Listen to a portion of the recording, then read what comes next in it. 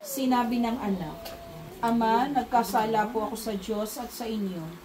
Hindi na po ako karapat-dapat na tawagin ninyong anak. Ngunit tinawag ng ama ang kanyang mga alila. Madali, dalhin ninyo rito ang pinakamahusay na damit at isuot sa kanya. Suutan siya ng singsing at panyapak. Kunin ang pinatabang guya at patayin. Kumain tayo at magsaya. Sapagkat namatay na ang anak kong ito, ngunit muling nabuhay.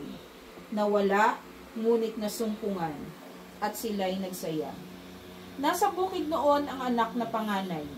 Umuwi siya at nang malapit na sa bahay, ay narinig niya ang tugtugan at sayawan. Tinawag niya ang isa sa mga alila at tinanong, Bakit? May ano sa atin? Dumating po ang inyong kamiming sa lagi kitang kapiling. Ang lahat ng ari-arian ko'y sa iyo. Ngunit dapat tayong magsaya at magalak, sapagkat namatay na ang kapatid mo, ngunit muling nabuhay. Nawala, ngunit nasumpungan. Ang mabuting balita ng Panginoon. Amin, Panginoong Hesukristo. Amen.